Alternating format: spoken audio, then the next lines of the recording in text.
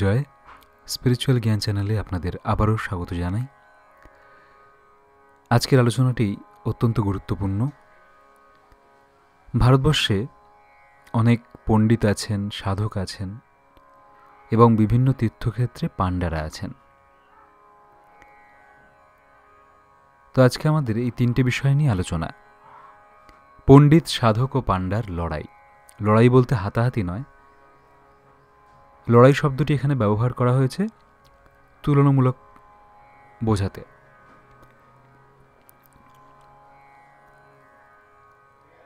স্বামী পরমানন্দজি এই বিষয়ে আলোচনা করেছেন।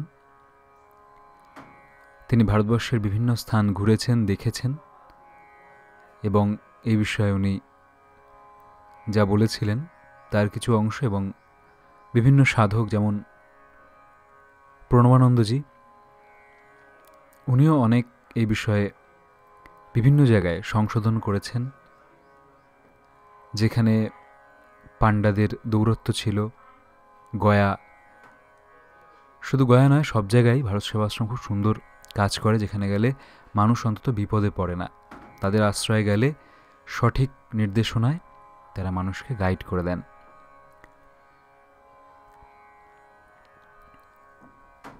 বুদ্ধদেব বলতেন, একজন দার্শনিকের চেয়ে একজন নিরক্ষর অশিক্ষিত কৃষকের বুদ্ধত্ব প্রাপ্তি শীঘ্র হতে পারে। দার্শনিক বলতে আপনারা এখানে পণ্ডিতই বুঝুন, যারা শাস্ত্র একদম মুখস্থ করে ফেলেছে। যেমন মহাকুম্ভ গেল, ওখানে দেখবেন অনেকেই বিভিন্ন পণ্ডিতদের বিভিন্ন মন্ত্র জিজ্ঞাসা করছিলেন পরীক্ষা করার জন্য উনি সঠিক পণ্ডিত কিনা। কিন্তু মন্ত্র উচ্চারণ সঠিক করতে পারলেই বা মন্ত্র বলতে পারলেই সে যে জ্ঞানী বা অজ্ঞানী হয় সেটা কিন্তু বোঝা সম্ভব নয়।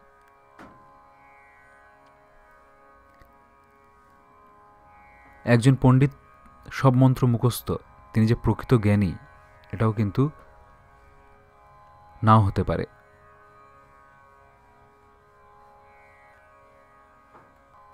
তিনি সেই বিষয়ে শাস্ত্রী বা পণ্ডিত হতে পারেন, কিন্তু প্রকৃত জ্ঞান উপলব্ধ নাও হতে পারে। স্বামী পরমানন্দজি এ বিষয়ে একটি সুন্দর উদাহরণ দিয়েছিলেন। উনি বলেছিলেন, ধরো গ্রহান্তর থেকে একটা আসা একজন ব্যক্তি, তাকে নারকেল দিয়ে বলা হলো এটা একটা সুস্বাদু ফল, আপনি খাবেন। এবার সে কোনোদিন নারকেল জীবনেও দেখেনি। সে এবার নখ দিয়ে আঁচড়ে, দাঁত দিয়ে কেটে ছোবড়া ছাড়াচ্ছে। ভাবুন কি অবস্থা নারকেলের ছোবড়া সে দাঁত দিয়ে ছাড়াচ্ছে, কারণ সে তো নারকেল প্রথম দেখলো এবং একজন বলেছে এটা ফল। ফল যেভাবে খায় সে সেভাবে খাওয়ার চেষ্টা করছে কামড়ে, কিন্তু তার তো দাঁতের অবস্থা ভয়ানক খারাপ। সে বলছে, বাবা এটা আবার ফল নাকি? কিন্তু পাশ দিয়ে একটা ব্যক্তি যার এই ব্যাপারে অভিজ্ঞতা আছে, সে এসে ছোবড়াটি ভালো করে দা দিয়ে বা সাঁড়াশি দিয়ে ছাড়িয়ে সে যখন ফাটিয়ে তাকে খোলটা খেতে দিল, তখন বলল, বাহ, ভিতরটা তো বেশ সুস্বাদু।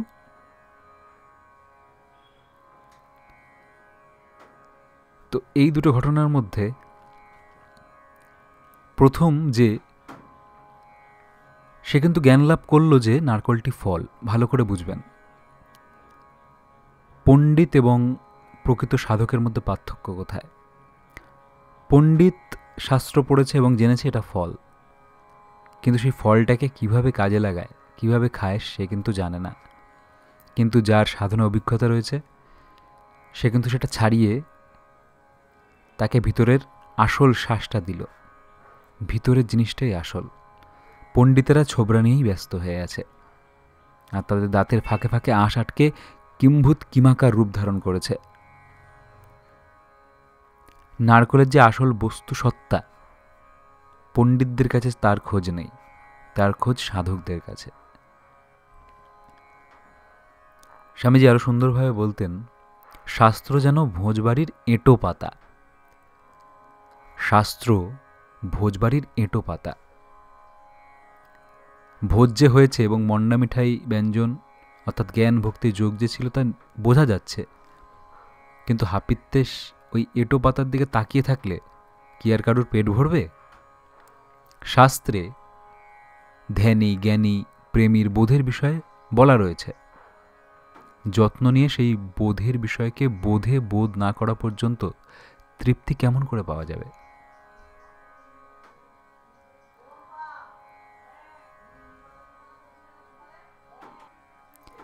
আপনার প্রচণ্ড জল তেষ্টা পেয়েছে। শাস্ত্রে লেখা আছে জল জল জল। আপনি জপ করে যাচ্ছেন জল জল জল জল জল। আপনার তেষ্টা কি মিটবে? মিটবে না। আপনাকে জল পান করতে হবে।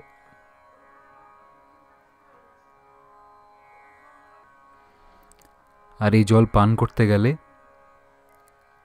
এখানেই গুরুর কৃপার প্রয়োজন। স্বামীজি বলতেন কৃপা 4 প্রকার: শাস্ত্র কৃপা, গুরু কৃপা, ঈশ্বর কৃপা এবং নিজ কৃপা। মায়ের কোলে শিশু রয়েছে, মাতৃস্তনে দুধ রয়েছে, সে সম্বন্ধে শিশুর সহজাত জ্ঞান রয়েছে। এটা বাচ্চাকে সার্টিফিকেট নিতে হয় না বা পড়াতে হয় না।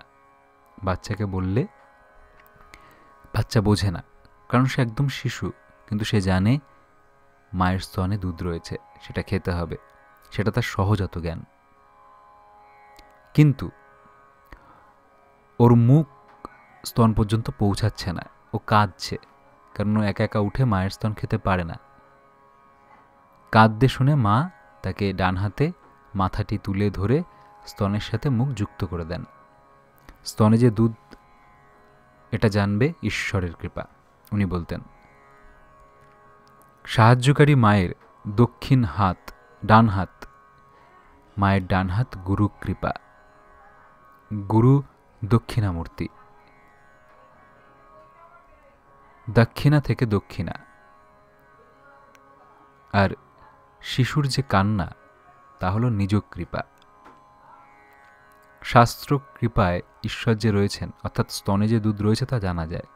জানার পরে কেউ যদি তাকে পাওয়ার জন্য আকুল হয়ে কাঁদে, তখন শ্রীগুরু তার কাছে উপস্থিত হন এবং তিনি সেই ব্যাকুল সাধককে পীযূষ ধারারূপ ব্রহ্মানন্দ লাভে সহায়তা করেন।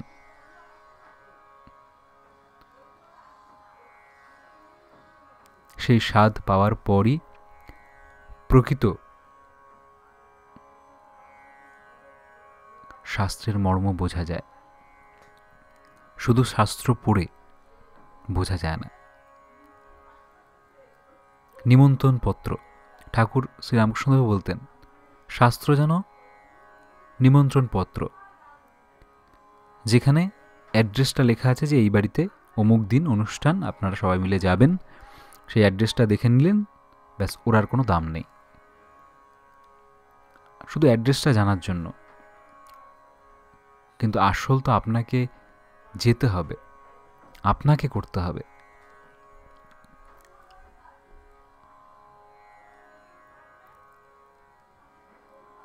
মহাভারতে আমরা দেখতে পাই শ্রীকৃষ্ণ অর্জুনকে বললেন, হে পার্থ, তুমি আমার প্রিয় হও। প্রিয় কি করে হওয়া যায়? জ্ঞানের দ্বারা, প্রেমের দ্বারা, সেবার দ্বারা প্রিয় হওয়া যায়। কোথাও বলা নেই শাস্ত্র পড়লেই প্রিয় হওয়া যায়। কোনো এক বাবা তার মেজ ছেলেটিকে বেশ ভালোবাসেন, বেশি ভালোবাসেন।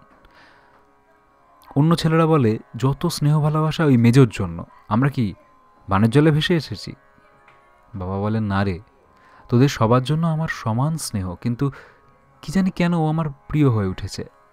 খোঁজ নিলে দেখবে মেজটির মধ্যে জ্ঞান নয় প্রেম বা সেবা, কিংবা তিনটেই রয়েছে।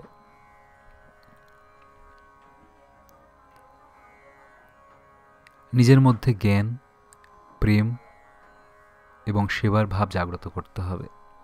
সত্য, সেবা, নীতি, ধর্ম, এই জীবনের 4ই কর্ম। গুরু ভগবান এটাই বলেছেন। এবার আসি পাণ্ডাদের কথায়।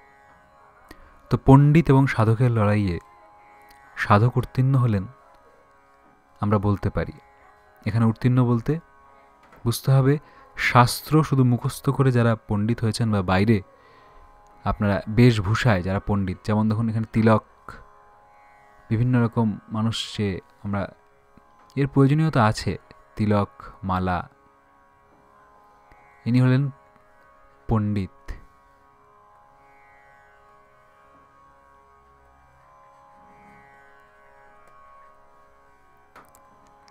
কারণ এনাদের জ্ঞান আছে, শাস্ত্রে লেখা আছে যে তিলক মালা এগুলো পরা প্রয়োজন, তাই এনারা সেগুলো ধারণ করেছেন। ইনি হচ্ছেন সাধক, চোখ বন্ধ করে ব্রহ্মানন্দে লীন আছেন। আর ইনি হলেন এখানে পাণ্ডা স্বরূপ। পিছনে যে ছবিটি দেখছেন এটা কাশীর একটি ঘাট। কারণ কাশী এমন একটি জায়গা যেখানে সব রকমের মানুষ আপনি পাবেন, পণ্ডিতও পাবেন, শাস্ত্রী, সাধক, পাণ্ডা, সব ধরনের মানুষ, এবং পুরো মানে ওয়ার্ল্ড থেকে, বিশ্ব থেকে মানুষ ওখানে জ্ঞান লাভের জন্য আসেন বেনারস ইউনিভার্সিটিতে। কারণ আমাদের ভারতের আধ্যাত্মিকতাই হচ্ছে মূল জিনিস। যে দেশের উত্তর ভাগ উঁচু সে দেশে ধর্মভাব বেশি জাগ্রত হয়, তাই আমরা অন্যান্য দেশের তুলনায় আধ্যাত্মিকভাবে অনেক এগিয়ে। আবার আমেরিকার বাস্তবমতে আমেরিকা ধনী দেশ হওয়া উচিত, এবং তাই হয়েছে। আমেরিকার ওই দিকটা নিচু হওয়াতে আমেরিকা ধনী দেশ। এখানেও বাস্তুর কিন্তু বড় ব্যাপার আছে, এবং বাস্তুশাস্ত্র আমাদের হিন্দু শাস্ত্রের একটি শাস্ত্র।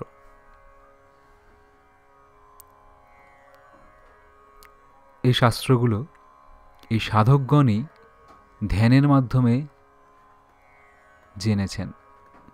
এই শাস্ত্র বাইরে কোথাও নেই, সবই এই ভিতরটাতেই আছে। এখান থেকেই সাধনা করে করে সাধক এই জ্ঞান লাভ করেন।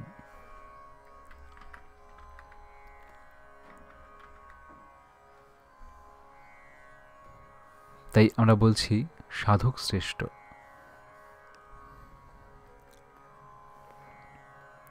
এবার আসছি আমরা পাণ্ডার কথায়। আমরা অনেকেই তীর্থ ভ্রমণ করতে ভালোবাসি এবং মনে করি তীর্থর দ্বারা আমাদের পুণ্য লাভ হয়, উন্নতি হয়, হয়তো হাওয়া বদলে একটু উপকার হয় বই কি। কিন্তু তীর্থর আসল উপকার পেতে গেলে আমাদের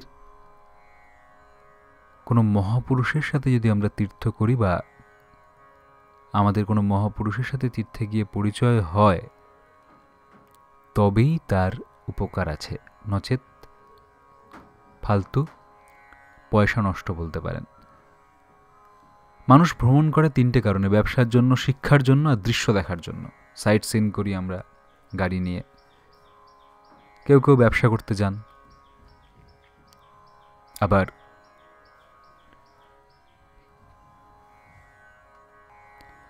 কেউ কেউ যান শিক্ষা লাভ করার জন্য, সেই অঞ্চলের ওই জিনিসটা কেমন, সেই জিনিসটা কেমন, এগুলো জানার জন্য, বা মানুষ কিভাবে চলেন, তার দৈনিক রুটিন কি, এসব জানার জন্যই।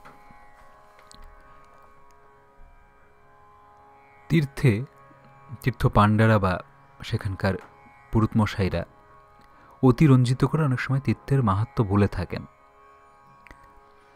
এবং তীর্থযাত্রীদের নানা বিড়ম্বনায় ফেলে থাকেন। আমি নিজেও অনেক তীর্থে গেছি, দেখেছি। বলছেন এখানে আপনি বসুন, এবং খুব কনফিডেন্টের সাথে বলেন ওনারা, এখানে বসুন, এটা অমুক জায়গা, এবং এখানে বসে আপনাকে মিনিমাম এত টাকার দান দিতে হয়, না হলে হয় না, এবং এই দানটি 1000 টাকা আমার কাছে চেয়ে বসলো, এবং বসছেন, এখানে বসেছেন মানেই এই দানটা দিতেই হবে, এবং এই দানে আমাদের এই সেবা চলবে পূর্ণিমায়, এবং আপনার এই হবে, পুণ্য হবে, যদি না দেন আপনার এই ক্ষতি হবে, ওই ক্ষতি হবে, বলে অনেক কিছু বললেন। আমি প্রণাম করে উঠে আসলাম, তো একটু রাগ করলেন। আমি হাতে সামান্য কিছু টাকা দিয়ে আসলাম, ও তো তারা খুশি হলেন না, কারণ 1000 টাকার বেশি ওনারা চেয়েছিলেন। তো যাই হোক, এরকম আপনারাও ফেস করবেন বিভিন্ন জায়গায়। তো এইরকমই মানুষকে বিভ্রান্ত করা। অপরদিকে দেখুন, ভারত সেবাশ্রমের সাহায্যে যদি আপনারা কোনো জায়গায় যান, তাদের ভলেন্টিয়ারদের সাহায্যে বা তাদের মহারাজদের সাহায্যে বা যে কোনো রামকৃষ্ণ মিশন বলুন, শ্রীগুরু সংঘ বলুন, সেখানে মহারাজদের সাথে আলাপ করে নিয়ে আপনি যদি সঠিক নির্দেশে যান, দেখবেন যেখানে যেইটুকু প্রয়োজন সেখানে সেইটুকু আপনি করে সঠিকভাবে আসতে পারছেন। না হলে কিন্তু অনেক পাণ্ডারা মহা বদও হয়, তারা অনেকের অনেক ক্ষতি করে। যেমন গয়ার পাণ্ডারা তো পুরাণের গয়াসুর। এই জন্য স্বামী প্রণবানন্দজি তাদেরকে শায়েস্তা করেছিলেন। তীর্থভ্রমণ মন উচাটন। তীর্থভ্রমণ সার্থক হয় যদি কোনো মহাপুরুষের সঙ্গলাভ ঘটে যায়। কিন্তু যেখানে মহাপুরুষ থাকেন সেখানে ব্যবসা চলে না, গড বিজনেস, ভগবানের নামে ব্যবসা। আর যেহেতু ব্যবসা চলে না, তাই সেখানকার পাণ্ডারা সেই মহাপুরুষকে টিকতে দেবে না, পারলে তারা মেরেও ফেলবে। যেমন শ্রী চৈতন্যদেবকে পুরীতে মেরে ফেলেছিলেন, কারণ চৈতন্যদেব তো স্বয়ং ভগবান, স্বয়ং জ্ঞানী, স্বয়ং জ্ঞান লাভ করেছিলেন। যারা একটু জ্ঞান লাভ করে তাদের সাথে এদের কথাবার্তা মেলে না, আর তখনই এরা রেগে যায়, এবং সেটা শুরু করতে হয় ঘর থেকে। ওই জন্য শাস্ত্রে মা বাবাকেই স্বয়ং ভগবান বলা হয়েছে, পিতা স্বর্গ পিতা ধর্ম। বা বলা হয়েছে জন্মদাত্রী জননীর পদযুগলই সর্বোত্তম পবিত্র তীর্থ। জননীকে ক্লেশ দুঃখ দিয়ে তীর্থভ্রমণে কোনো ফল হয় না।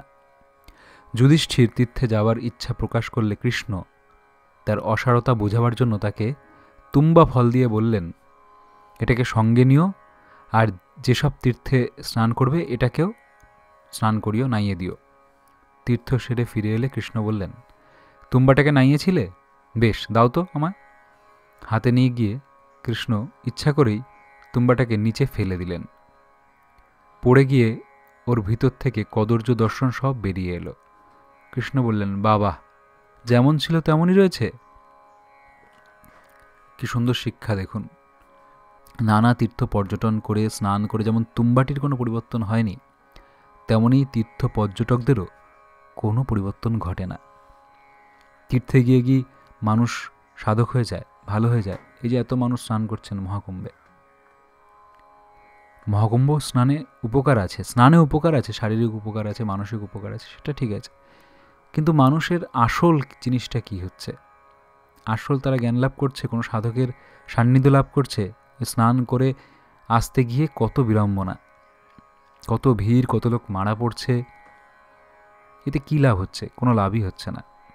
বরং কখনো কোনো বড় সাধকের সান্নিধ্যে গেলে তাদের লাভ হতো। আসল স্নান তো তখনই হতো, কিন্তু সেই স্নান আমরা করি না বা করতে চাই না।